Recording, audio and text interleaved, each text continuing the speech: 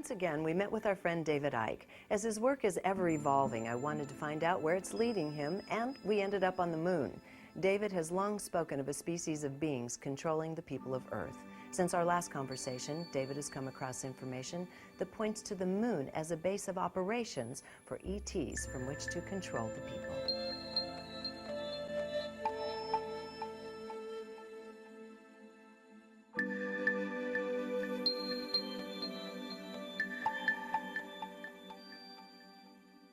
So David, you just came back from New York City with a sold-out crowd, and I mean, it's amazing how all this is really starting to take now. And we were talking off camera, it's not just people who've been into metaphysical stuff or UFO ET stuff, it's all kinds of people across the board. And you said there was even some hip-hop happening or surrounding your work.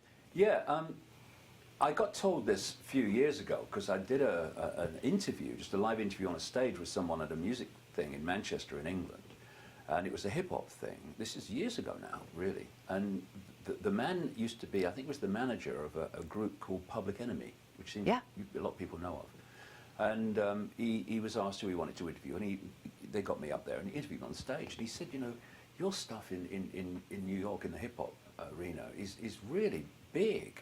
And I just went in one ear and out the other, really. I thought, well, that's nice, and got on with my life. And then when I went to New York this week, and I realized just how much it had grown. And it's very much relevant to your question, because this has come out of not, you know, the esoteric or the you know, what tends to happen with the whole conspiracy is that people come into it in different ways. So they start investigating UFOs, getting interested. They realize there's a block on that information. Why? What's going on? Then they step into the wider conspiracy.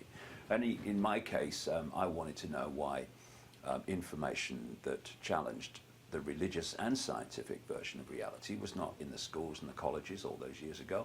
And that got me into the bigger conspiracy.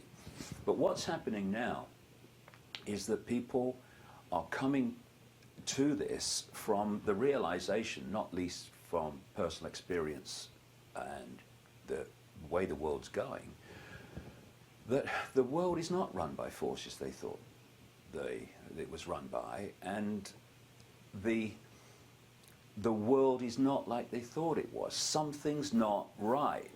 And when you are coming from where a lot of the genuine rap singers are coming from, as opposed to the corporate the corporate ones, right? Like Jay-Z and all these people. Right. Oh, look how rich I am. I've got a big car and I've got something that shines. I'm successful. Isn't it funny how, you know, they've taken music from the street and transferred it into the music of corporate greed and materialistic claptrap as a symbol of success. I mean, it's just grotesque to me. But the genuine rap singers, they're talking about social justice, fairness, equality of opportunity. And what they're beginning to see, and many have seen for some time, is that this conspiracy I'm talking about is the very network that blocks all those things. It doesn't want any of those things. It wants the few to have it all and the rest to have the droppings from the plate. And they've now started to see, although of course from their own experience they saw that was it, there's the few with all the money and there's the rest of us down here, now they're starting to see why that is in terms of the structure that makes it happen, and also that it's done not by some natural process, but by systematic manipulation. And so this is a new stage in all this, because when people from that background start to move into this, you're talking vast numbers of people. There's not, you know, amazing numbers of people are into UFOs, there's a lot, and all the rest of the stuff, but people who believe in some kind of social justice, enormous. And when they start to see that this is where social injustice comes from systematically, then we can start to move very, very large numbers of people into challenging this system, because that's the next stage. That's the next stage, taking the game to the game players. Well, and Scott and I have known you for a few years now. We hook up with you here and there around the world, and one of the things I'm noticing, even when we were recently in England at your Brixton event, is even though you can't necessarily give the names per se to protect people's own identities, there are very high-profile people that are beginning to show up at these events from very quarters that you would not suspect to be there, whether it comes from various kind of royal lines, so to speak, right, or whether it comes from more like agency lines you're having, and former, not bloodline, but what am I, elite lines and such. You're having all these people show up as well, not just the people in the street, that's where I think the support obviously is going to end up coming from, but even beyond that, surprising. Yeah, one of the ones I did in Brixton this year, the first one, we had to do a second one because the interest in the first one was so massive. A friend of mine, Mike Lambert, who works in the kind of scientific health area, he'd been to an event at the Royal Society, this like bastion of global scientific orthodoxy. Yes. And he came to the event, and there was about 4 or 5 people, mainstream scientists, from that event at the Royal Society which he'd attended. And he like went, "What the hell are you doing here?" And one of them said, "Because we've come to hear it like it really is." Because they can't say that because their funding would go, they'd be ridiculed by their profession. And so they decide to stay within the bounds while coming to see someone who's going outside the bounds. What I would say is, you know, what do you gain by that? What do you gain by compromising your principles? You know, okay, so what's the use of being a scientist except for your salary and your nice income? What is the value of pursuing something every day and standing on stages at conferences and talking about it when you know most of it's not true? What's the point? And this is the next stage of going from awareness to making changes in ourselves to reflect that awareness. And for me, we now reach the point where there are large numbers of people who can see that there's a conspiracy. They can see that the world's a stitch-up, that politics is a stitch-up, and banking and all the rest of it. But we've reached the stage now where the awareness is greater, but most people are still on the other side of the street. And now they're better informed to see their own prison being built before their eyes. So and still not knowing how to get out exactly, because they still have to take care of their families, etc. Yeah, but it's like, you know, we've reached the point where instead of the prison being built out of our awareness, we're now seeing it. And it's like, see, I knew that's what they do. I told you, didn't I? And it's like, okay, but what's the next stage after that? If we're just going to take this information and allow ourselves to see the prison being built as we weren't seeing it before, then one thing changes, you can see the prison. One thing doesn't change, the prison goes on being built. And what I'm seeing, and I saw this in New York, this energy among a number of people I met, as they're crossing the street. Instead of saying, I wonder what the next move is of the control system, they're saying, well, what's my next move? Right. And there was a guy there called Luke from We Are Change, New York, and what he does, goes on the internet with some friends of his and looks through all the information channels to find out where people who are manipulating or are agents of the manipulation, i.e. politicians, where they are in a public event or a public situation, and they go off with a camera and a microphone and they ask them all the questions that mainstream media won't ask. And he was showing me some of the clips where he doorstepped Tony Blair and Jacob Rothschild and such like. And he's also done Zbigniew Brzezinski and others, and Gore. He did Larry Silverstein, the guy who bought the lease with Frank Lowy the World Trade for Center. the Twin Towers just a few weeks before the it came down, and when they took over the lease, they vastly increased the insurance in the case of a terrorist attack. Not only that, it was a real bad business deal on the face of it, because the Twin Towers had all that asbestos, which would have cost more to remove than actually knock them down. Somebody was telling me while I was there. But anyway, when you see these people being confronted with the questions they don't want to answer, their faces just drain of colour. They don't know where they're coming from, and someone's taking the game to them. And he was telling me that I think it was Al Gore, where a We Are Change group did this to him in one city.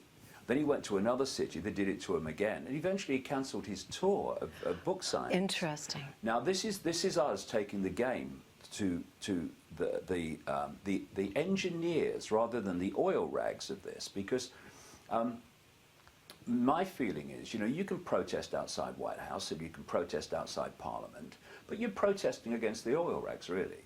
You're protesting against those who are just fronting up, and mostly unknowingly, this whole system. What we need to do is to identify the engineers of manipulation, not the players out of it, and focus on them. Find out where they are in public situations, and just keep giving them no peace, because they're not used to that. They're used to operating in the shadows. Those like Blair that do operate in the public arena are not used to having questions put to them that the mainstream media wouldn't ask, like softball questions. And we start taking the game to them.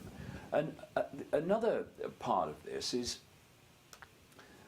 what I'm emphasizing is that in the numbers game, humanity wins, lock, stock and barrel, game, set and match, however Yes. you want to symbolize it. Because in the full awareness of what they're doing, we are talking a relative handful of people compared with the 7 billion, I'm told, is the current population or thereabouts. And so you've got 7 billion being manipulated, a handful doing the manipulation. So there's so few, they have to recruit from the target population to enforce their agenda and administer their agenda through uniforms and dark suits. And the dynamics of power, the dynamics of understanding where the power is, needs to shift from it's up there to it's here and here and here. It's with the people. And for me, we've got an opportunity here in this catastrophe that's happening around the world, not least in America, of foreclosures. Now, I'm reading that the banks are trying to justify, or at least seeking to put out there, that the reason they have falsified foreclosure documents and basically broken the law massively to get people out of their homes as quick as possible, where the documentation, if they use the genuine stuff, either has been lost or would take a lot longer time. I'm hearing that they're saying, well, we're doing this because we can't cope with the number of foreclosures, so we've got to make the process quicker. Now, what comes back to me is this. If they are struggling to process foreclosures from the scale that's happening now, when 99% of people are leaving their homes when the foreclosure documentation is through, what the hell would they do if people refuse to leave? Well, this is what's happening. There have been a couple of female legislators in the United States who over the last 2 or 3 years have been calling for people, they call it squatting, I think it's the same in England too, to squat in their own homes, which means don't leave your home. Exactly. Regardless of what happens with title and so forth. And what's happening, I know people, I don't think there's probably not anyone in America who doesn't know someone or a friend of theirs going through foreclosure right now.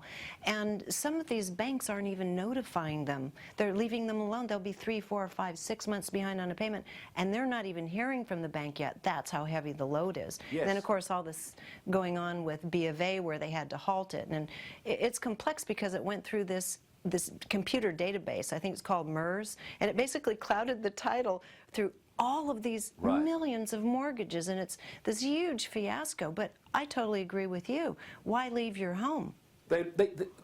if the scale of people Yeah. who are being foreclosed refused to leave, the system couldn't cope. Exactly. And, you know, for me, we need to forget all this stuff about being law-abiding. Forget it. It's rubbish, and I'll tell you why it's rubbish. This is how laws are created. First of all, a president can sign an executive order. There's no debate. They've only got to put that executive order on view, and it becomes the law, or can be in the background to become the law if certain circumstances happen, like martial law is declared or something. And then you have people in the Senate and Congress and in the British Parliament, all the other parliaments, who are voting fodder for legislation. And if they actually are against it, then they're given the facts of life of what happens if they vote against legislation their party machine wants through. Now, in an election, as with Obama, classic extreme example, there is no contract between those seeking election and the electorate. So there's no contract that I will do what I say I'll do to get your vote. What I do, and what Obama did to an extreme level, is I will tell you what I think you want to hear without getting into any specifics whatsoever, because that would be fatal for me. So I'm going to spend a whole year and more talking about change, hope you can believe in, and all this stuff. And I'm not going to specify any of it, because what I'm trying to do, or what my controllers who are using me are trying to do, is make me an empty screen that you can project onto me, all those different people, what you believe that change is. Because if I specify, then I've lost all those people who are not seeing change like that. So I'm just like an empty screen. Anything that I have specified, like I will close Guantanamo Bay in a year, I don't have to keep to. There's no contract. So then this person gets votes to get into alleged power as a result of what he said, and then does the absolute opposite and none of the things that virtually that he said he was going to do. And yet brings in laws which the people have had no say in, they've had no debate about. Other laws are going through Congress and the Senate, the British Parliament, that the people have had no say in and no debate about. 75% of the laws going through the British Parliament now and other European parliaments start out with bureaucrats in Brussels, haven't been elected by anybody. And then we say, well, it's the law, you've got to obey the law. No, you've not. No, you don't. I'll tell you what you have to obey if we're going to get a decent world here. We have to obey our natural instincts of basic fairness, basic justice, and basic integrity. Now, if a law fulfills that criteria, I have no problem with it. And that's fair enough. But if that law is not designed to provide justice, a benefit to the community, integrity or fairness, but actually to destroy all of them, what the heck are we doing obeying that law? It has no basis in moral justice, therefore what are we obeying it for? And this thing with the foreclosures is a classic, because we have this little circle going on here. Where people lose their homes because they lose the jobs or their income drops and they can't pay the mortgage. They can't pay the mortgage because they lost the jobs, and lost the jobs because of an economic recession, a massive economic recession, which was caused by the banks and the banking system that took away checks and balances on purpose at the top level to allow unfettered greed to run riot, as they knew it would, and create this catastrophe. Then two things happen. Bankers like Timothy Geithner and Larry Summers. Geithner was brought in by Obama as his Treasury Secretary, and Summers was brought in a major economic role. They then decide that the way out of this crash caused by banks is to actually take vast amounts of non-existent, but still in theory has to be paid back, credit borrowing. From where? the banking system, much of it, and give it to the banks to bail them out. Then these banks, which have, let's go through this, you know, beam me up, Scotty, please, this bloody mad down here, right? The banks created the problem. The banks, and therefore people can't pay their mortgage. The banks then get bailed out by the people, many of whom now can't pay their mortgage. And then these bailed out banks who caused the problem come along and say, you can't pay your mortgage, we're foreclosing on your house. And we're leaving? I mean, come on. Hey, we're infinite consciousness, not bloody slaves. Come on. There's people need to stay in those homes, and people in their homes who are fortunate enough to be able to pay the rent in that community, they need to support those people.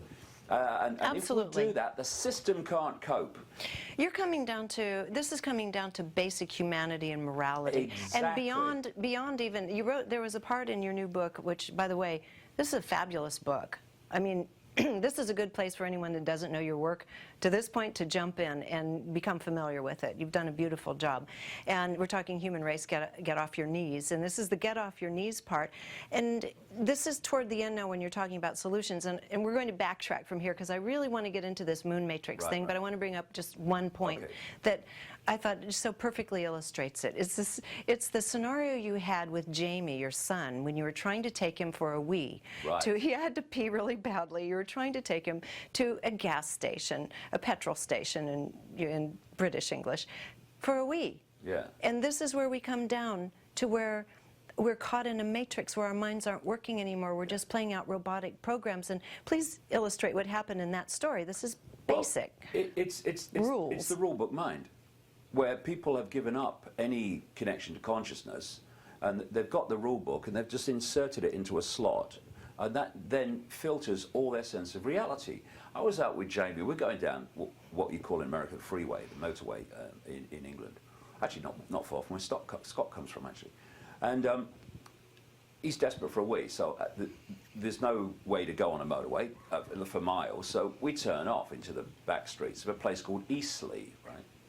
And near Southampton, and eventually, after some time, and it's getting critical, he's wiggling. We turn into this what you call gas station, and I start putting some petrol in the car. He goes in, and he comes back like holding everything up that will move, and he said they won't let me go to the toilet. So I thought, this is ridiculous. So I go in to the people, and there's two young girls there who, how can I put it, they wouldn't win Brain of Britain. In fact, they would probably not win Brain of that gas station. You know what I mean? Yeah. I said, look, my son wants to go to the toilet. He's desperate. We haven't got a toilet. I said, well, what do you do when you want to go? She said, we go to staff toilet. I said, so you've got a toilet then? Well, yeah. I said, the boy's desperate. Look at him. Well, it's against the rules. You can't go to the staff toilet. So I said, where's the bloody manager, right? And the manager, I call for the manager. The manager walks in, this woman. She was only a small woman, but somehow she kind of looked down on everybody, you know. Including you, who's 6'3" or 4. You know when this part of the nose it kind of points upwards, you know, because the nose is so much in the air, right? So I said, look, excuse me. I said, either I'm going crazy or someone here is, and you know, my boy wants to go to the toilet, right? He's desperate. Look at him. And you've got a staff toilet. So can he use it? You know, no, not allowed staff going to staff toilet in public. I said, why? Why couldn't you make an exception? Great line. She said, well, if we did it for one, we'd have to do it for everyone. How many people desperate for the toilet do you get in a week, and a month, or a year? You know. And then the funny thing was that other people in the queue, instead of seeing the nonsense of this, you know, as you would, look, lady, the kid's desperate for the toilet, let him go, don't be silly. It was like, how long you going to be? And it's like, oh my God, and it kind of encapsulated to me just how a few can control the many. Yes. You've got a basic injustice here, quite clear. this person can't deal with the injustice because she's on page 25 of the rule book, you know, clause A3 triplicate, and the people in the queue are not bothered about the injustice, they just want to get to the till to pay. And that, you take that and you play it out across the mass of humanity, and that is the mentality that allows the few to control the many. Exactly. That's why I wanted you to bring it up, because it's a very simple thing that every one of us goes through, probably on a daily basis to one degree or another. But it's no different than what you were talking about, the structure of the political system and the making of laws. We're buying it right down to whether or not we can wee somewhere when there's a toilet right around the corner. This is what we've just been talking about, Regina, of course. Okay, you bring it back. Basic fairness, basic justice, basic integrity, basic fairness. Here is a boy, he's desperate for a wee. You have a toilet over there. I see a way out of this, right? It's so simple. But the rule book, no, the rule book says you can't do it. Well, what does your brain say? You know that. What does your heart say? What's your heart say? What's your mind say? Exactly. Well, this illustrates the point. But now I think now we can work around to the moon matrix. I want to talk to you about the moon. This is one of the areas that you really started going into recently in your newest presentation, and also in this book. And it's a lot of people's minds are really tweaked on this part, thinking, may have heard a little rumor of that from time to time, but you go into it in much more detail. And so why don't we launch in, starting from probably, well, I don't know if you're comfortable with this part, but you were actually in the process of just beginning to research this a little bit. Tell me if I'm correct when you got that feeling when you were at the computer that something was amiss.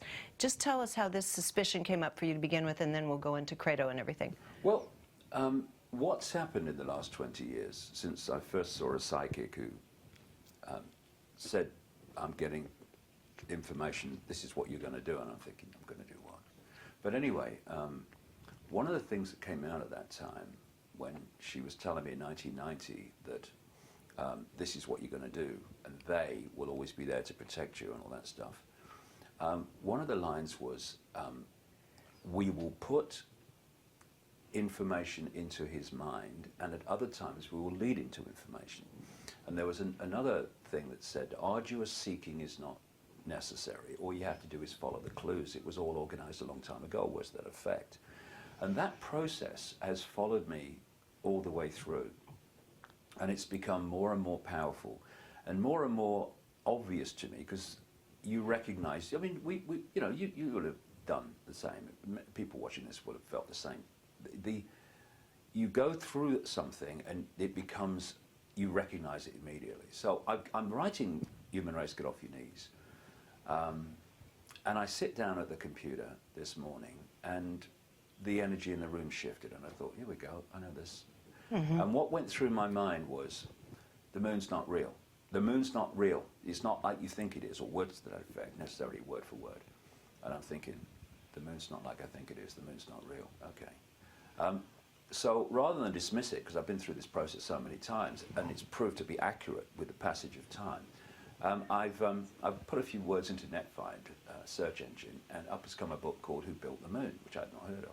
I sent for it and read it immediately, and it's by two researchers and writers who've written other books, and about the fact that the moon can't be a natural body. It's the way it's constructed, the size of it, where it is, and everything. And you know, you're born into this world, and you tend to accept what was here when you arrived as well. That's how it is. This is one of the dangers now with young children and young people who are being born into a world with ever greater surveillance and control and all the rest of it. We are the last generations, for the moment, that have the ability to see what it was like to what it's become. Young people now are being born into what it's become, and that will become their norm, their starting point from which they perceive everything. And so one of the things we have to question is all preconceived ideas about everything. Because when I started to read about the moon, you know, you're born and there's the moon and it goes through its cycle and well, it's the moon, mate, isn't it? And then when you start to question it, you go, whoa, I never knew that. First of all, scientists have no idea where the moon came from. One of the things you find when you research this stuff in many subject areas is what is perceived and indeed presented as scientific fact turns out to be someone's bloody theory that has become alleged fact through sheer repetition. So if you look into a mainstream explanation for the moon, it will go along something like a Mars-type planet crashed into the Earth when the Earth was kind of still forming, and a great chunk of the Earth flew off and became the moon. It's called the Big Whack theory or the Whack theory. And then when the physics of that didn't work out, they came up with a double whack theory, where the Mars-type planet hit the Earth and then went away and came back and gave it another smack, you know, the old 1-2, you know. It was, you know, the moon was created by Joe Louis or something, you know. And you think, well, that's just a theory. And the second bit, the double whack, is only a theory because the first theory didn't work out in terms Well, of and that one, the maths. first thing that occurred to me many years ago at that was, well, how come it's so perfectly round? Yeah. Should be chunks out of it and the like, right? Exactly. And why is the makeup of the moon so different to the Earth? Not least its massive titanium content. And anyway, so I started to look at this, and you realize that, as one scientist said, the only thing you can safely say about the moon is its observational error. It shouldn't be there. You know, as someone, another scientist said, that with the Earth's magnetic field and the size of the Earth may well not have a satellite. And if it did have a satellite, it would be very, very small. One postulated maybe 30 miles around. This one's 2,160 miles around. In fact, it's bigger than Pluto. And some scientists don't see the Earth-Moon association so much as a dual planet association. Mm-hmm. It's massive. It shouldn't be there. And then you start to look at it, and of course 2 Russian scientists from the Soviet Academy of Sciences in the 70s wrote a very detailed article for a magazine, called Sputnik magazine, saying that the moon was actually a gigantic spacecraft, hollowed out spacecraft. You know, I feel, you know, it could be constructed from scratch, if you like, or it could be a hollowed out planetoid. Because yeah, this is a really important area of perception. If you want to put people in a box in terms of their sense of possibility, then suppress the information that can give them a sense of possibility outside of the limits you want them to have. And if you do that, then when something comes along, or someone like me comes along and says this is happening well outside the box, people in the box who've taken on this limitation of possibility go, that's impossible, that's ridiculous. No, it's impossible for humans to do it. It ain't impossible to do. And so we need to open our minds to the fact that, funny enough, sits back in amazement, humanity at this time is not at the cutting edge of possibility. I mean, please. You think? Have you seen George Bush? You know. Anyway, so this has been done by an incredibly advanced, technologically, not necessarily spiritually, probably not, race of whatever. And I've started to see the modus operandi. And in many ways, it's very much symbolized by the Death Star in the Star Wars movies. Star Wars movies, of course, produced by George Lucas, massive insider. Because of the effect these moons of that size have on a planet like the Earth. When you move the moon close to the Earth, it starts to affect its speed of spin, and it starts to make it go at an angle, which is what the Earth does. We have seasons because of that angle, which makes the Earth, in its relationship with the Sun, have this period of years with different seasons. So then you look at the ancient accounts all over the world, and they talk about fantastic cataclysmic events which ended a golden age, which ended a whole civilization. Some people talk about Atlantis and Lemuria and all that stuff. And there are many clear, constant checklist items on that cataclysm description, whether it's the Great Flood in the Bible, whether it's wherever you go in the world, you find the same thing. One, massive earthquakes, great volcanic eruptions, a tidal wave, massive tidal wave, and the earth turned over. If you move the moon in, say it's coming into where it is for the first time, it totally changes the earth. It moves it on an angle, the earth turned over. The pressure of all that stuff would create tremendous geological impacts. And what would happen if you've got a planet which is overwhelmingly made up of vast oceans of water, and the planet did that? Right. You would have the most extraordinary tidal wave just by the momentum of the water. And then you look at so many different tribal legends around the world. I mean, I've come across them directly through Craig Muchworth, the African legends. When I was starting to put this together, I called him the great Zulu shaman, coming up to his 90th year now. And I didn't say, hey Credo, I reckon the moon's this, that, and the other. I said, can you just tell me any African legends about the moon? And which isn't a leading question. no, that's all I said. Yeah. I try to avoid very much telling people what I'm feeling and then saying, what do you think? Right. If they have information they could give me, I like to keep my mouth shut, keep my powder dry, as someone said to me once, and then see what they say when they're coming from none of this preamble. And he goes on this story. He says, well, we think the moon's an egg. Now, of course, anthropologists go along and say, they think the moon's an egg, they're primitive. Well, what are they saying it's an egg? Just it's symbolism, mate, please. I don't think anthropologists do symbolism very well. But they call it an egg because they say the moon had its yolk taken out. It was an egg that had the yolk removed. It was hollowed out. And this is what these scientists were saying in the 70s about it, these Russian scientists. And he said that the legends say that the moon was created far, far away, that it was hollowed out and dragons come into it. It was stolen from the great fire dragon and was rolled across the heavens to the earth. And when it arrived here, it caused great cataclysms, which is what it would do, as we discussed. And the story is that there were two reptilian creatures, or reptilian entities, better word, I don't like creatures, called Wawane and Umpanku. And they were known as, they were brothers, and they were known as like fish gods. They had scaly skin like a fish, quote from the legend.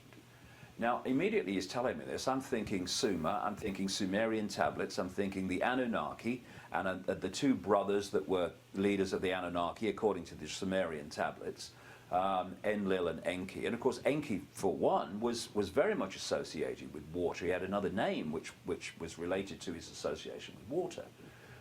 And so basically, I'm looking at the same story using different names. And the modus operandi, it seems to me, is they move these moons in. When they do so, it wipes the slate of the civilization that's there before. And when everything settles down, they start rebuilding the world, the target world, in their image as a slave race to them. Now, again, we're talking numbers here. The number of people on Earth is enormous compared with the non-human entities that are manipulating through these human hybrid bloodlines that we talked about before.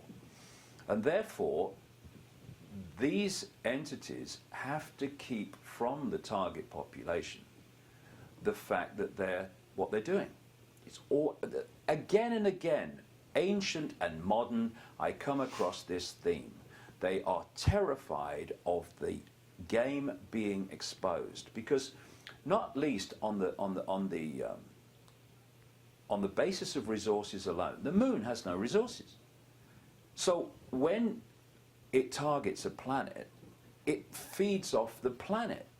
So, you know, when I'm kind of looking at this now, and when I think about the translations, at least alleged translations, I always keep an open mind of the Sumerian tablets, where it talks about the Anunnaki coming and mining for gold and creating a slave race to mine for gold.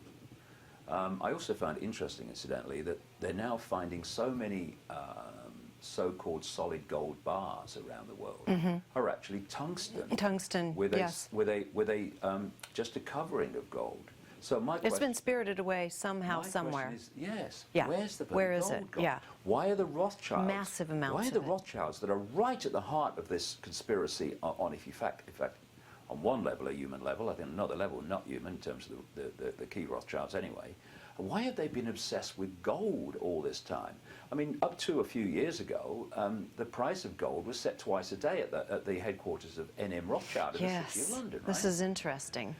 Now, and they got out of it. Yeah. That's what's interesting. And I talked to people who you might call insiders, who tell me that there's movements of resources from the Earth to the Moon going on all the time. They're feeding off us. They're feeding off human energy. They're feeding off the resources of the Earth. And I think there's something specifically important to the Moon and its function to do with gold. And when you look at it, if you're looking up kind of the classic descriptions on a more metaphysical or spiritual level, the properties of gold are to be able to connect consciousness to the all that is. That is one of the classic descriptions, is it has that property, which is interesting when you're looking at this whole game of consciousness that we're talking about here, which really, when we're talking about the moon, we're talking about essentially a hacking of consciousness as you detail it. And one of the things I just wanted to just underscore a couple of these from indigenous cultures, you write about Mutwa saying, Credo Mutwa saying that in their lore, it was known that you should never upset the moon because the moon is vengeful and can do bad things, where the sun is not. Another interesting thing, which I think is, when we get to the moon matrix, very, very significant, is he was telling me that before the moon came, the sun was perceived as female. I think they used to call it Langa, the desired one. And then when the moon came, because there's African tribes that say, you know, we go back to before the moon came, that switched and they started perceiving the sun as male and the moon as female. And that for me is symbolic, perhaps more than symbolic, of this switch of consciousness that happened when the moon came. Because when I was in South Africa with him, this is after the book came out, we were chatting in August about this at some length.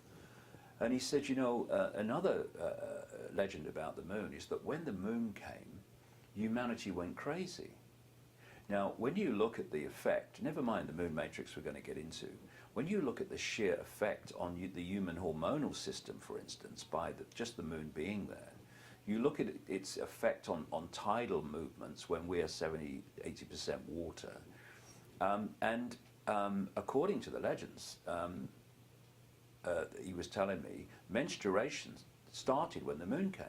And of course, it's connected to the moon cycle. And it's like, when I read accounts of what the world was like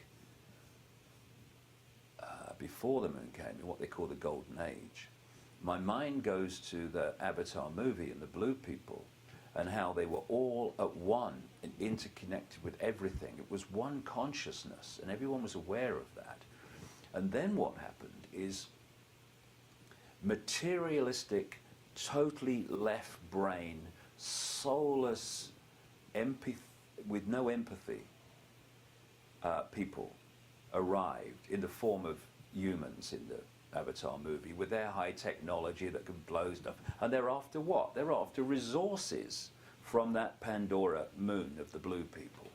And I think myself that if you take the humans in the Avatar movie and their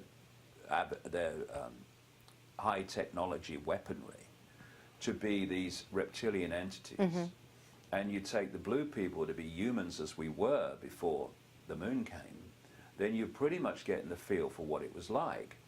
And that level of consciousness, that level of awareness changed when the moon came.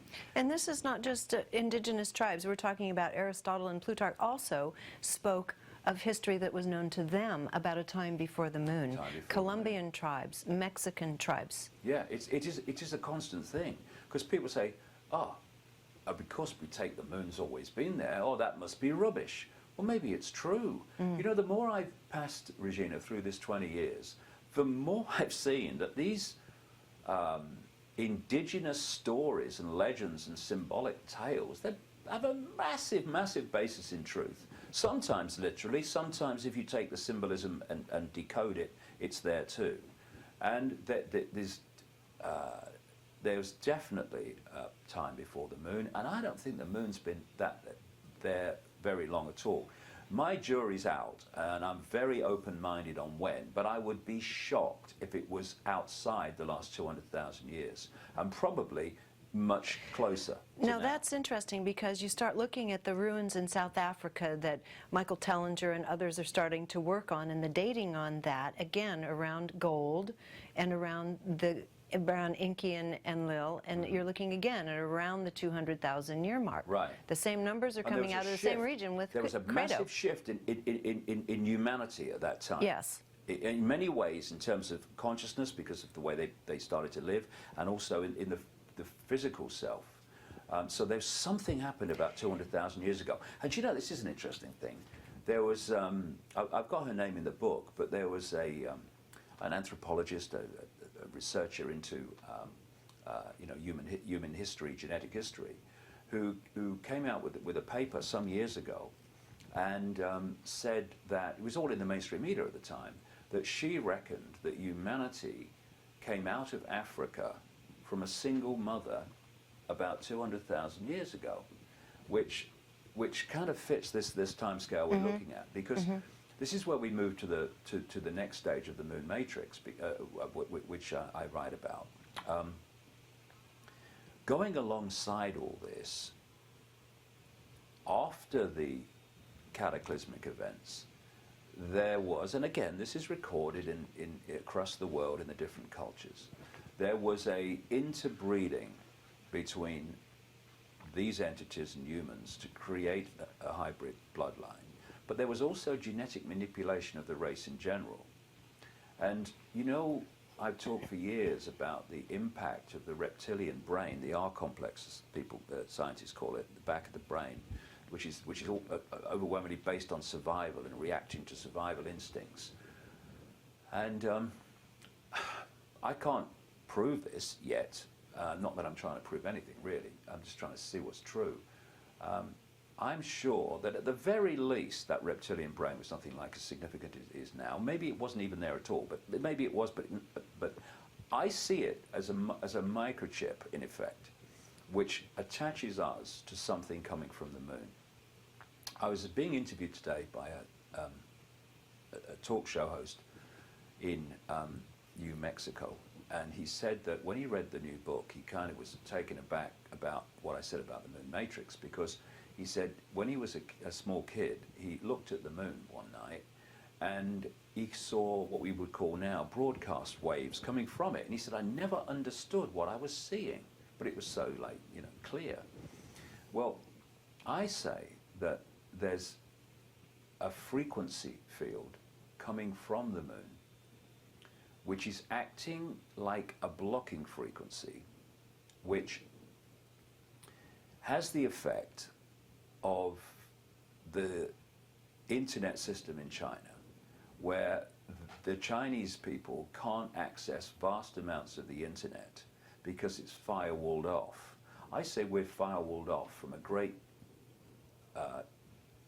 a great expansion of potential awareness that we had before that we don't have now. And I think that this fall of man, as they call it, fall of humanity from the great heights of possibility and consciousness to the sedated man, the sedated woman, the sedated humanity we have today, has been caused by this. And it's also interesting, as I detail in the book, how often serpent-type symbolism and serpent-type entities are connected around the world with the fall of man.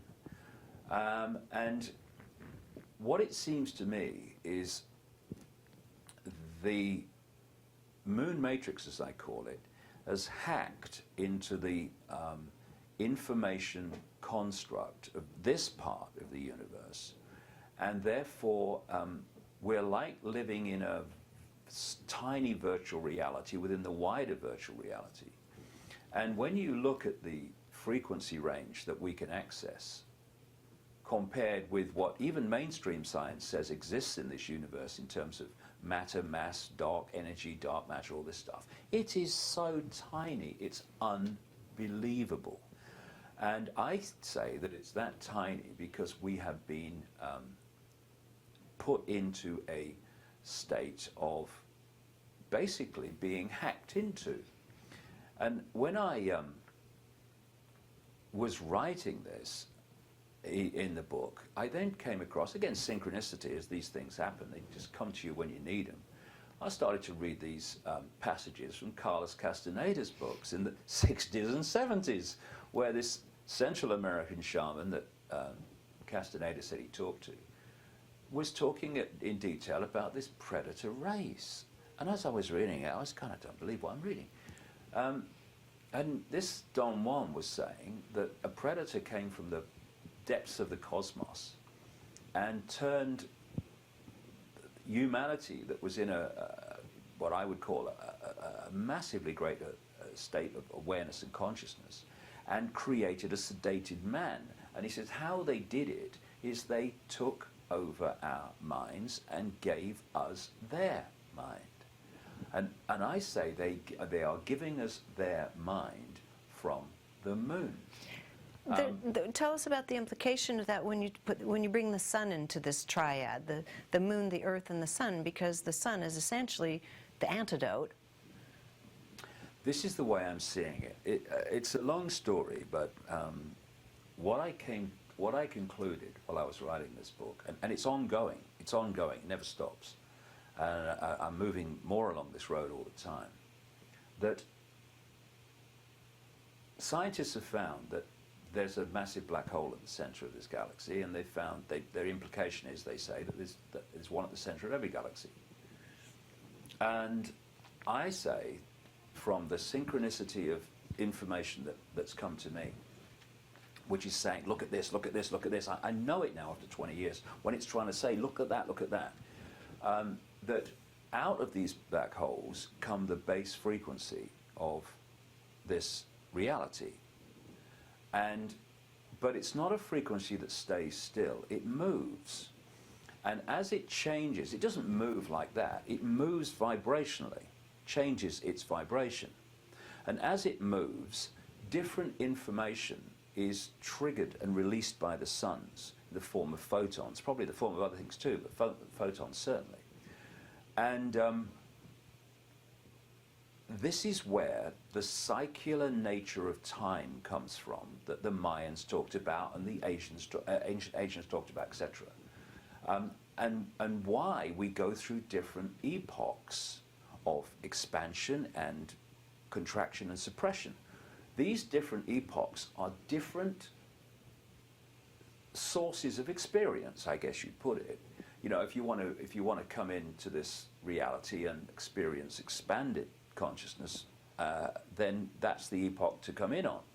If you want to experience suppression and control and get to understand that and what it's like to experience, then you come in this epoch. And if you want a real wild water ride, then come in when the two are changing, like we are, you know. And so as this base vibration is in a certain epoch, like the last one, the one of suppression and limitation. Information is released in the form of photons that are released specifically to that vibration. And we live, therefore, in the cosmic equivalent of the wireless internet. You know, this hotel has the wireless internet. Where the bloody hell is it? It's here now. Where is it? It's in the unseen. But my computer there, if I turn it in and tune it on, it will access this unseen field of information, and it will take it onto the screen as in effect, time and space. It will seem like there's time and space moving on the screen, and sequences and all the rest of it. And what we're doing through what I call the body computer is taking this information, this photon information particularly, and we're decoding it. This is why I've said the brain is massively important in this decoding, but actually the whole genetic structure is decoding, because the energy that is going through the meridian lines of the body, what the Chinese call qi and what acupuncture works with, is photon energy. And so as this photon energy is passing through the meridian line system, the body is reading the information. And so left to our own devices, no moon matrix, we would be accessing that sun information in its purest, widest form. What the moon's done is hack into that system so we do not get the same range of information from the sun that we normally would. Just like I say, the Chinese computer system is firewalled off. And you know, I was looking at some pictures a week or so ago, a bit more maybe, of the sun and the earth, and I was seeing this energy coming from the sun, and then when it hits the earth's magnetic field, a lot of it is just deflected off. Yeah. Now, some people would say, well, that's a good thing, and certain levels of what's coming from the sun, maybe it is a good thing. What I believe more and more as the synchronicity of life unfolds is that in some way the moon is affecting the Earth's magnetic field, so it is deflecting off, repelling certain frequencies coming from the sun that would not harm us but would give us a much greater expansion of information, i.e. perception and understanding. And the other way I say that this hack happens is you can have the internet in this room, and I have a computer, but if I program the computer only to read a certain amount of that wireless internet, vast amounts of the internet are still in this room, but they ain't on the screen. They're not in the computer's perception. And I feel that this genetic manipulation, to a very large extent, this genetic tinkering, because I'm not saying for a minute that these entities created humanity. They bloody well didn't. What they did, humanity as we call it, goes way, way back in what we call time, and the illusion of time anyway. What they did was tinker with it. So, because there were some things they could change, but there's some things they couldn't change, otherwise it just wouldn't function. So they tinkered with it. And in tinkering with it, because we see genetics, and this is another important point that I get across in the book and my talks. We look at this world and we think it's physical. It's not. It's holographic. Provable fact that it's not physical. It's made up of atoms. They tell us atoms have no physicality. So, okay. But the base construct of this reality is vibrational waveform information. And we decode it through from that information construct into this holographic reality we think is the physical world, which is only going on in our minds. Now, what the computer's doing is taking information in an energetic form called the wireless internet, and it's decoding it through onto the screen as what you might call physicality. Now, the tinkering with the human body computer has limited the amount of this information that we're decoding. So it has concentrated us in a very small band of awareness. We also have the glandular system and the master glands. A lot of this information is coming about because there's been a resurgence in the interest and practice of sun gazing for the express purpose of awakening the pineal, the hypothalamus, and pituitary, because we're going through this DNA change as a species, and this information is coming from the sun. Well, another thing I found as I was researching this, that the moon, not what I'm calling the moon matrix, the broadcast frequencies coming from it, as I'm saying, is happening. Its very physical state of being there fundamentally affects the endocrine system glands, which include the pineal gland, the pituitary gland, which make up, in many ways, the third eye. So the moon being there is a suppressant of that. And what has happened, when you see humanity in its sedated, predictable, narrow-banded state of awareness, you're looking at people who are basically isolated in the five senses. They, of course, have the subconscious levels and all that stuff, but basically their focus of attention and perception of reality and self is the five senses.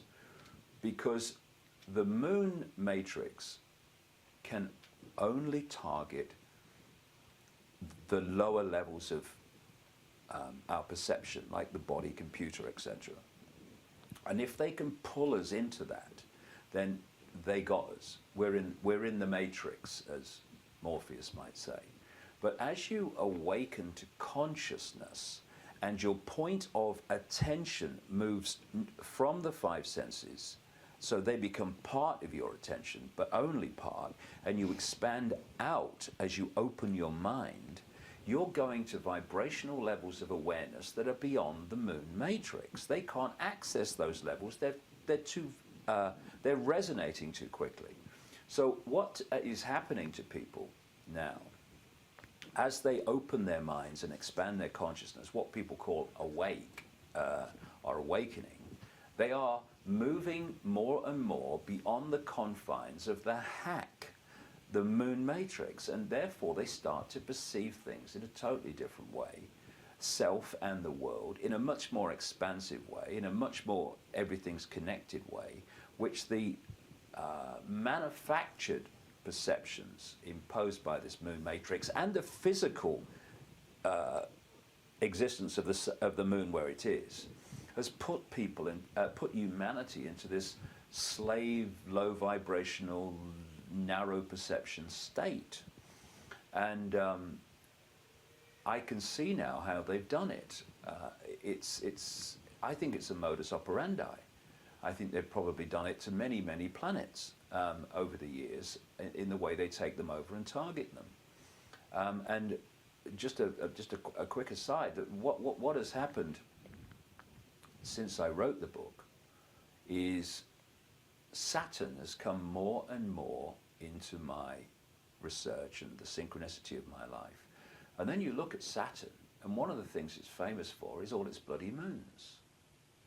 And Crater Muchwa has an ancient necklace, a big copper necklace, called the necklace of the moons, or the necklace of the moons, because they say that there are many moons like that. And I think we're going to find that Saturn is a major, not quite possibly the major, I don't know, point in this, with the moon being connected to this control system. I don't think it's an accident that in the ancient world, Saturn was such a point of worship, like what we now call Christmas, moving up towards Christmas. In ancient Rome, it was the period of worship of Saturn, right? They call it Saturnalia, and the astrological symbolism, I think more than that, of Saturn is about limitation, law, control, which is exactly what that we're dealing with here. And the black robes of judges in a court of law, which is classic Saturn kind of astrological energy. And even the priests with their black robes, and again, the church is about the law of this and suppression. And I think that we're going to find, as we move along this journey, that Saturn is massively involved in this. And it's no accident that it was so worshipped in the ancient world. And within the Illuminati, with all its symbolism, clearly still is. Mm-hmm. Very much so. And it's interesting because you're going through what's called a second Saturn return in classical astrology, which takes people to the mat. But I mean, they say, yes, it's a taskmaster. On the other hand, if you can kind of stand up to it and toss out what's not needed anymore, you come out a little lighter of baggage on the other side. But nonetheless, it makes people shudder when they hear the notion that they're going into a Saturn return. Saturn's come into my life so much. There are some people who are trying to, exploit me and bring me down at the moment. Well, all the best, mate. Try another lifetime. But and they, in their astrological charts, Saturn is absolutely there. Yeah. Big time. Yeah. And so this is this Saturn thing coming up, and what am I doing? I'm exposing in so many ways the Saturn energy in all its forms, with the control system and the imposition and the Orwellian state. It's all very Saturn-like in its energy. And out of all that stuff, and it's kind of a melting pot at the moment, a great understanding is going to come out of how that. So as you're working on that, you're putting the Saturn piece together. Meanwhile, another ongoing part of what you're doing is trying to assist humanity in understanding in themselves how to become their own hero, how to break the spell. Yeah. And there's some really basic tenets. It's like we were talking about Jamie having to take a wee earlier in our conversation. Common decency, recognizing what's true and what's good. And one of the things you point out, which I couldn't agree more with, is we have to stop lying to ourselves first. Well, that's an interesting point, actually. I've been having some experience of that in the last few months, and which has kind of made me kind of look at things and see how deep that is, because we can't change anything until we recognize what needs changing. This is why people hide things from themselves through what I call wishful thinking. You wish it wasn't happening, so you try to kid yourself that it's not. Nothing you have to do about it. And for me, I have this line in my talks where I'm talking about it is what it is. Once you kind of are open with yourself and you say, I am what I am, or it is what it is, then if there's things that need addressing, you can address them.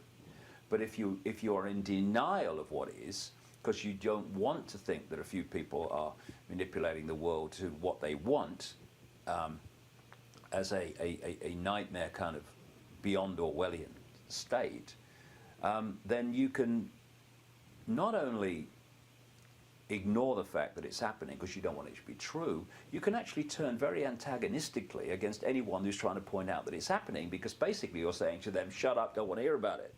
And so you go over the top in terms of, attacking people who are trying to get this stuff out. But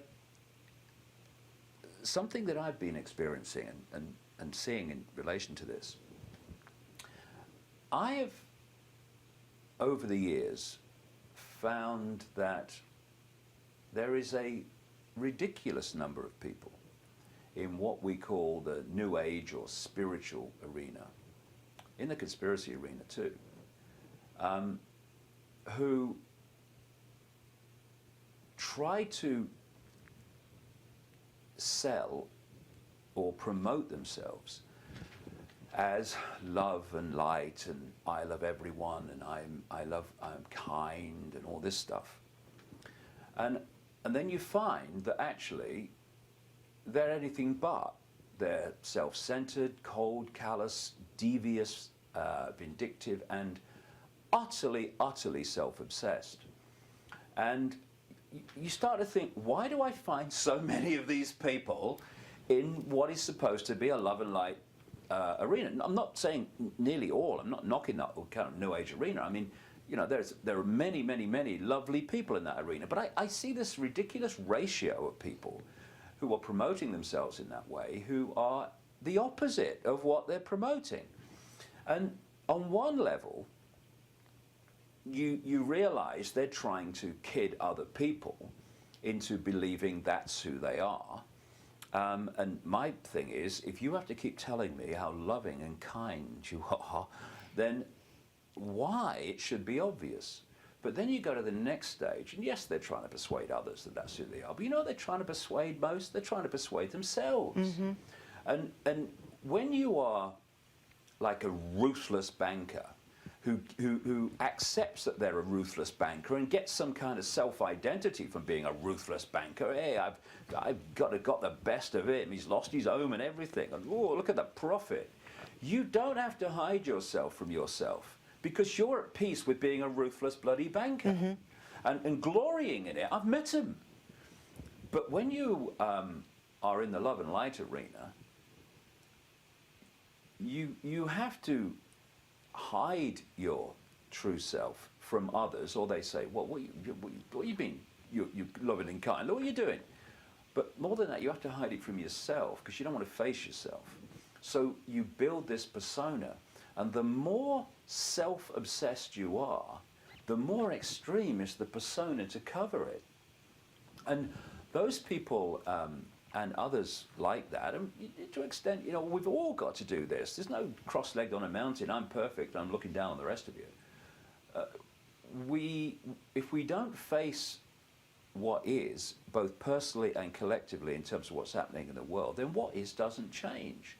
These people who are selling this love and light persona to the world and themselves are never going to truly become that, because they're not addressing what's behind the shield, what's behind the smoke and mirrors they put up for themselves. Mm-hmm. And there's so many people like that. You know, you see their words and then you see their actions, and you've got to shake your head mm-hmm. that they can't put the two together.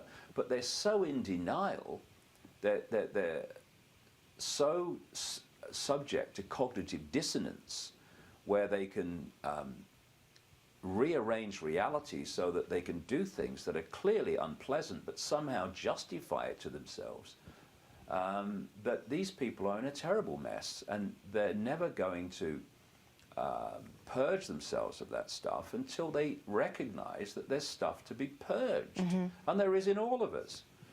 Well, that's the get off your knees. I mean, this is part of the get off your knees part of your message. Yeah. That it's time for us collectively and individually to really grow up, address what we are. I mean, you can't fix something if you, like you said, if you don't even know there's something wrong. So in your solutions part, because some people will say, okay, you've told us what's wrong, you've told us who these beings are, and I'm frightened, I'm scared, you know, you have that. But then let's look at the other side of it. You're also saying, A, stop lying to yourself, assess it, accept what is, and then start doing what? Well, for me, the starting point before anything happens is a blank sheet of paper.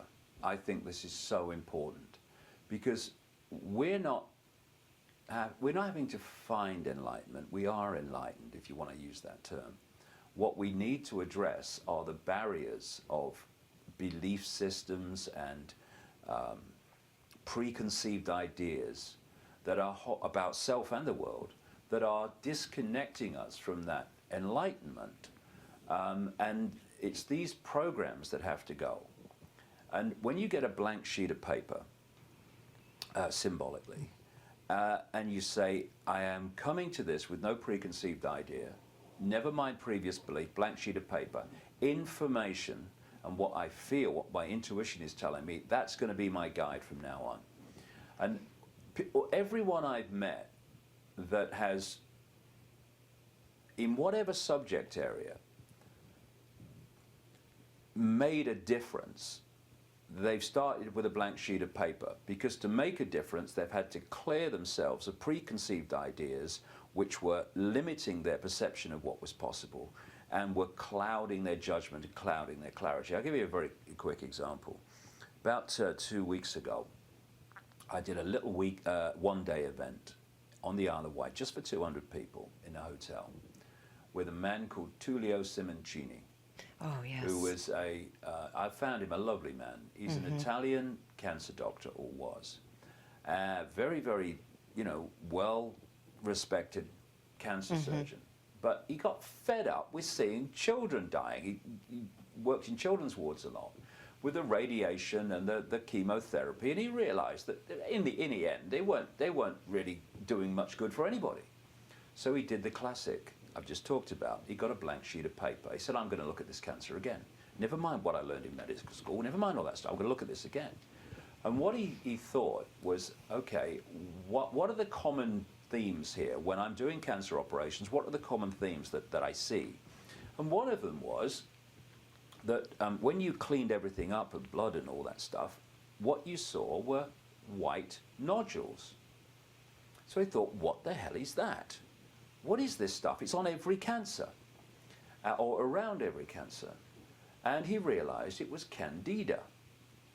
He realized that we all have candida, but the immune system keeps it under control. But when the immune system is suppressed, what suppresses the immune system? All the rubbish in food and drink, stress, all this business, electromagnetic fields that destabilize the body field and all the rest of it. And so therefore, when the immune system is depleted, this candida starts to increase, and it becomes a runaway fungus. At that point, he found that, and what is candida? It's white, and that's why the white is always there in cancer, that he saw in every operation. And he then realized that once the candida becomes this runaway fungus, the immune system, in effect, panics. It can't deal with it as it normally would, because it's got too strong. So it starts to build cellular walls as barriers just to protect organs, etc., from this fungus. That's what we call cancerous growth. And I saw these before and after pictures when I was with him for that weekend. And what happens is, again, blank sheet of paper, clear your mind. Okay, we're dealing with a fungus here, so what do you need? Antifungal drugs, no good. After about 4 doses, the fungus mutates and starts feeding off the drug. Okay, what I need is something, an absolutely brilliant killer of fungus. What was that? Sodium bicarbonate, a major additive to baking powder. So this guy then gets ridiculed. Dee says he's curing cancer with baking powder. He's an idiot. No, actually, mirror over there. If you want to see an idiot, go and look in it. Because. But he had astounding results. Oh yeah. The reason he used sodium bicarbonate and still uses it is because it kills fungus. Yeah, right. And when and not people. No, but when the fungus is gone because of the sodium bicarbonate, the immune system then goes, phew, and dismantles the cellular walls, and you go back from a horrific cancerous growth and fungus to healthy tissue in the same place. One woman was cured of breast cancer in 12 days, because with breast cancer you can get to it, because the sodium bicarbonate, as I understand it, has to go on the cancer. I think he injects it, doesn't he? Yeah. He's finding more and more ways of doing it. But what happened to this guy? Of course, the medical establishment came down on him, threatened him with jail and all this stuff, and he's still going. He will not have it. He will not be stopped. The first guy that he did it for, when he first saw that it worked, was given 7 months to live with lung cancer 20 odd years ago. The guy's still alive. And amazing results, as long as you get it quick enough.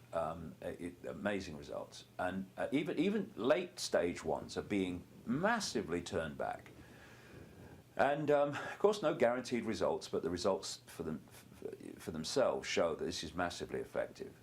And if it was done in a organized way across the medical system, rather than one guy, trying to do it alone, my God, what massive results we'd have. But the system, the pharmaceutical cartel, which is just another kind of tentacle of the system, it doesn't want people cured of cancer. First of all, it's making a fortune from billions and billions from treating the symptoms, but it also doesn't want people living longer. But the point of all that, apart from, hey, you know, if you're in trouble with cancer, take a look at this, is that he had to go back to a blank sheet of paper before he could see it, because all the preconceived idea, programming and medical education was kind of hiding it. It's cellular malfunction, it's cellular malfunction. And so, well, what do we do about cellular malfunction? Well, do what you like, mate. It ain't going to cure the cancer because it ain't cellular malfunction. And we need, first of all, if we want to transform ourselves, I would say, to go back to a blank sheet of paper. Never mind our preconceived idea of ourselves and our preconceived idea of the world. Let's start again here. Never mind what we've believed. Okay, what does the information and the way we feel about it, where does that lead us? And go with that, because it's finding our true self and connecting with it is actually a process not of seeking enlightenment, but of deprogramming. It's deprogramming. Like we talked about, the rules of the poor gas station attendant who couldn't address something so simple as a child in need. Exactly. And some of the extremes you go to are unbelievable. And then realize where the power lies. We look all the time at consequences. I think that people realize what a prison that is. Okay, if I jump off this cliff, what are the consequences? That's one level in which consequences actually are quite relevant in the holographic world anyway.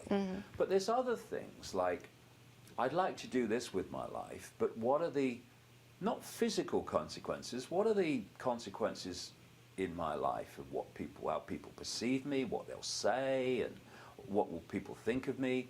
What are the consequences? Or if I speak my truth, what are the consequences of people ridiculing me because my truth is different to the norm? And if we sit there and we list all the consequences for what might happen if we do what we know to be right, then most people don't do what they know to be right. So for me, get rid of the consequences. Keep the bits, the physical bits. If I jump out of an aircraft, I might get injured. Yes, you deal with them consequences. But for me, we need to move to a point. Again, we're coming back to that thing about not accepting laws that destroy justice, fairness, and everything. What would change this world overnight, for me, is if people started doing what they knew to be right and dealing with situations all the time as we go through our daily life on the basis not is what's right for me in the moment, how do I come out smelling the roses, how do I do this, and oh, well, what are the consequences for me for doing what I know to be right? Ditch all that, and we start doing what we know to be right.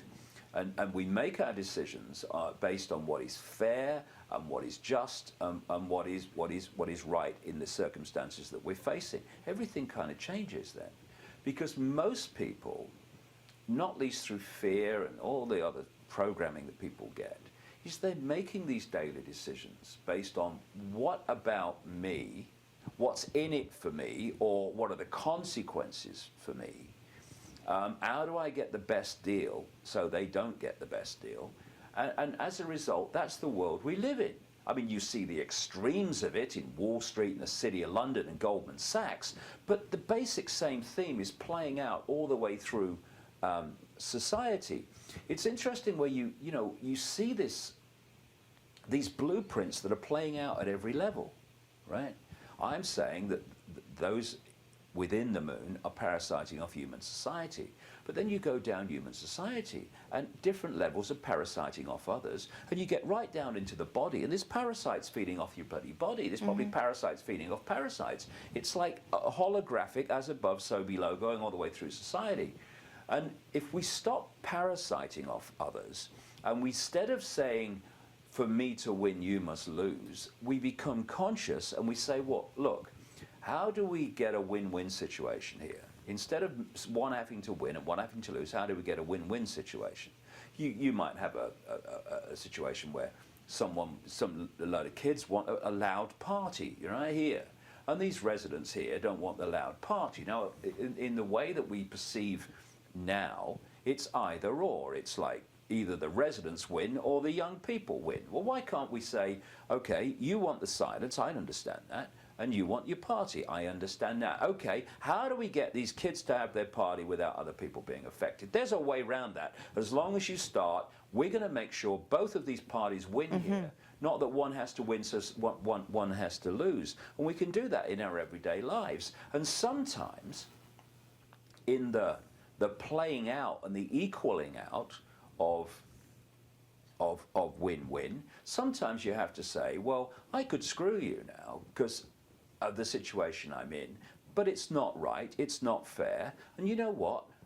I'm going to let you have that, and I'm going to, in the face of it, lose in this situation because it's right and just and fair in these circumstances that you should have that.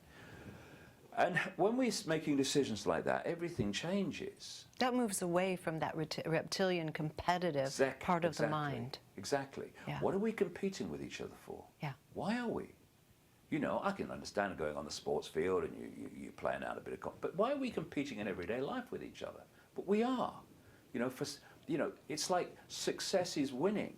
Well, in a win-lose situation, for one person to succeed, someone has to lose. Now, that's not a sane, conscious society. Example, massive example. For the banks to gain, people have to lose their homes. That's the extreme example, but that's it. I mean, any sane society would say, look, a basic right of any sane, decent society is people have a home. So how are we going to restructure this so people have a home and the home does not become subject to in many ways, the foundation of the economy? Oh, house prices have gone up. Oh, goody, goody. More people can't afford them then. What are you talking about? House prices going up are a good thing. House prices coming down are a good thing in a sane society, or house prices not moving. To have one of the basics of life to be an asset, a pawn of an economic gambling almost, is just insane. I mean, when you take a deep breath and you look at it again, this world is bloody insane. Its level of consciousness is shocking. Just about enough to breathe and screw the next guy next to you. That's about where most of it is. And I would keep relating this back to the fact that we are being manipulated emotionally and mentally by this moon matrix, which is not only disconnecting us from large amounts of awareness, it's feeding us constantly through the reptilian brain, which I say is like a microchip. When Don Juan Matus in the Castaneda books, Carlos Castaneda books, said the predator gave us their mind, and said that's why our mind is as it is. The predator's mind is full of fear and fear of being found out at any point, because then its way of life is gone and all the rest of it. That collective mind that we're locked into, that I would say collective reptilian mind, is constantly feeding a sense of fear, anxiety, insecurity, and we all kind of know it. When you're sitting there and you feel these senses of insecurity and anxiety sometimes, and you think, where'd that come from? Where'd that come from? There's nothing in my life at that moment to make me feel like that, but I do, and I think it's because, I absolutely know it's because we're being fed this collective mind in which we are attached to that predator's insecurity. And this insecurity, when you look at the way insecurity plays out, and this, my goodness, does this explain a lot about the way the system works, the way the Illuminati work, the families. Insecurity can find no peace in states of flux. Insecurity wants control. Insecurity wants to know what's going to happen next week, because insecurity can't move and think, well, what happens, happens, and all that. It can't do that. If that level of insecurity, which I say is the predator's mind, which is feeding off us for as long as we don't know, if it went to a football match, it would have to know the score before the game started. The insecurity and the state of flux of the moving of the game, oh God, they've gone ahead now, oh well, you know, they have to know the score before the game starts. So how they do this is they target all the time controlling both sides. So they'll control the people that are pressing for what they want, and they'll control the groups that are apparently opposing what they want, so the outcome is known before the process starts. This is why the tax-exempt foundations, like the Rockefeller Foundations and others, they fund university alleged research, and as even a congressional investigation found at one point, I think it was back in the 50s, that the money was being given by the tax-exempt foundations on the understanding that the outcome of the research was agreed before the money was turned over. Not unusual in scientific realms as well. That is the insecurity. They must know the outcome. So what do we do? What do you do? How are you working your way out of that? What I'm saying here is that if you bring this through into the connection to humanity of this insecurity, which was being fed all the time. You know, my mother, she used to say about people, they're only happy when they're worrying, or you know, or you know, they're only happy when they're miserable and things like that. You know, because worry is like an addiction, and this is another interesting thing. I wrote years ago about what I called emotional addictions, whereby you get into an emotional state, and of course an emotional state generates a chemical input, a chemical manifestation, and people and the receptors in the cells that receive things like cocaine and drugs and all the rest of it, they also receive these chemicals produced by emotions, and people get therefore bodily addicted to emotions, so that when they're not worrying, we've all met these people, when they're not worrying, they have to find something to worry about to feed their fix. And so we're being fed this insecurity, which is going through the body and generating these addictions to worry and fear and anxiety and all the rest of it. And again, bringing the insecurity thing into the mainstream of human society, again, they want to control. It brings a desire to control, to dominate, to have power over, because that is feeding the sense of insecurity. So the more money you get, the more sense of security you get. And that's why when you, in your mind, and that's why you have these people in these Illuminati bloodlines that are massively attached to this whole mind, because they're much more reptilian genetics. They'll have enough money that they couldn't spend it in 100 lifetimes. They'll get up with the sun every morning to get more. And I remember reading this article by an anthropologist, a French anthropologist in the Los Angeles Times, at a time when the dinner plate size, God forbid, had just got bigger in Southern California. And he wrote this article. And he was saying that is the reptilian brain. And I would say it's stimulated out into the moon matrix. But he said it's the reptilian brain, because the reptilian brain is all about survival, sense of survival. This is why the reptilian brain is so insecure. It's always scanning for threats to its survival. And he said it perceives as having far, far more than necessary as a greater chance of survival. And he said this is why people want more and more than they need. This is why people get up and they want to earn more and more money than they could ever spend. They're feeding this insecurity. And if we buy that, then we buy the whole thing that comes with insecurity. You know, I must control you, I must control this. Insecure fathers want to dominate the family and make sure everything that they do is their will. Bosses dominate people in offices and stuff because they have to control. Control freakery. It's all reptilian brain.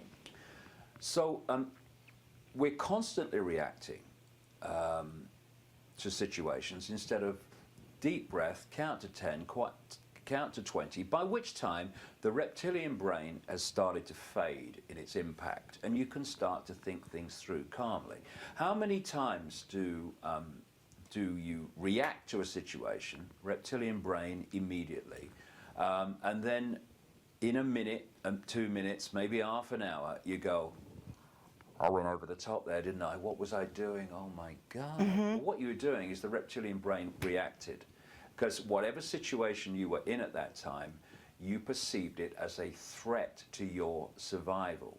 And it's not, this is an important point, the reptilian brain doesn't just perceive physical threats to survival.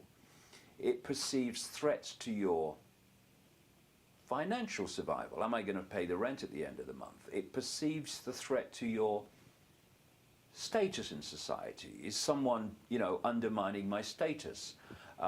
You might be a professor who has a certain belief system that you get your prestige from, and someone comes along and starts to produce information that's undermining it. Your reptilian brain kicks off.